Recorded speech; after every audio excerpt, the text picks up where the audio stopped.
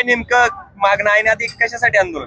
आता तुम्ही वाढतं पाहिलं की युद्ध चालू आहे, इराणचं युद्ध चालू आहे, पण इराणच्या युद्धादरम्यान जे भारतामध्ये ज्या गोष्टी कमी पडतात ते सर्वात मोठा घात हा गॅसवर झालेला आहे. जे तेल मिळतं, गॅस मिळतं त्याच्यावर, आणि सगळ्यात जास्त तो सामान्य व्यक्ती हा धडपडला गेलेला आहे. सामान्य व्यक्ती सिलेंडरच्या लाईन मध्ये येऊन चक्कर खाऊन पडायला लागलाय.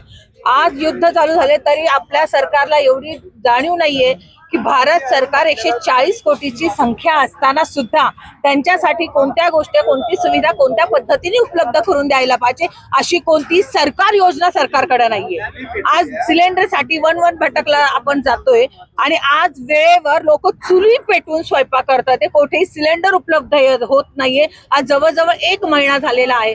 का सरकारच्या आमदारकी किंवा खासदारच्या लोकांमध्ये काय ते लोक चुली पेटवत होते का? त्यांच्या घरी सिलेंडरचा साठा मुबलक प्रमाणात आहे. मग गरीब जनताची रस्त्यावर येण्यापुरता ही सरकार अशा पद्धतीने का वागत आहे? जेव्हा की सरकारचं मुख्य धोरण आहे की आम्हाला मूलभूत हक्क मिळले पाहिजे आणि जेव्हा आमच्यावर कोणत्या अडचणी येतील तेव्हा सरकारने याची जबाबदारी घ्यायला पाहिजे.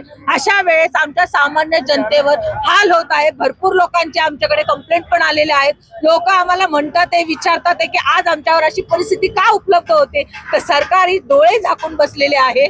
सरकारला वाटतं की ते मांजर जे डोळे झाकून दूध पिते की मला कोणीच बघत नाही, परंतु त्या सरकारला पूर्ण जनता बघते. त्यांनी जो काही प्रकार आमच्या बरोबर आता आमच्या सामान्य जनतेबरोबर होतोय हा अत्यंत चुकीचा आहे. मुबलक प्रमाणात जे काही सिलेंडरची उपलब्धता त्यांनीच सुजाता गॅस वगैरे गॅसची एजन्सी काढली, गावामध्ये फ्री योजना राबवली. तर योजना फ्री राबवली तर हा फक्त तात्पुरता स्वतःचा अजेंडा म्हणून निवडणुकीसाठी उभा करण्याचा नसून तर आम्हाला जनसामान्यांना आमच्या सुविधा उपलब्ध मुबलक प्रमाणात असाव्यात एवढीच आमची मागणी आहे.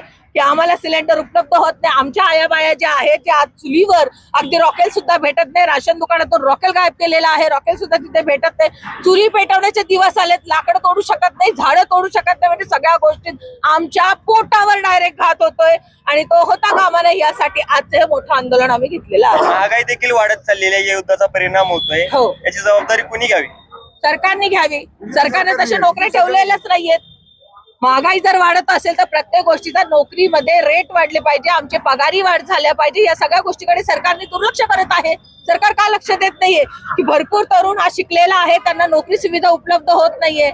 आज ज्या बायका प्रमाणात म्हणजे सामान्य जनता तिथे मार खाल्ली जाते. मध्यम वर्ग आणि श्रीमंत वर्ग बाजूला राहतो, पण सामान्य जो रोज घर जाऊन काम करणारा किंवा छोट्या पदावर काम करणारा नोकरीवर असेल तोच इथे मार खातोय. महागाई वाढली तर महागाई वाढवली कोण? रेशो कोणी वाढवलाय? आणि ज्या पद्धतीने जर महागाई वाढत त्या पद्धतीने सरकारने लोकांसाठी सुविधा उपलब्ध करून देणं पण गरजेचं आहे ना. आता काय भूमिका आहे तुमची? तुम्ही आज आंदोलन केलेलं आहे. आम्ही सरकारला आमच्या या आंदोलनाच्या माध्यमातून हे दाखवून देतोय की सामान्य जनता आज भरकटली गेलेली आहे. तुम्ही सिलेंडर उपलब्ध न केल्यामुळे आतापर्यंत एवढा जो त्रास होत आहे, आमच्यासाठी तुमची जी जबाबदारी आहे, सरकारने जे 5-5 वर्षाचं जे तुम्ही राजकारण करता की आमची जबाबदारी घेण्याचा, तर ती जबाबदारी आता तुमचं सरकार आहे, ती जबाबदारी पार पाडण्याची जबाबदारी त्यांची आहे. हे त्यांना आम्ही आजच्या आंदोलनाच्या माध्यमाने दाखवून देतो की सिलेंडरचा जो तुटवडा झालेला आहे तो तुम्ही भरून काढावा.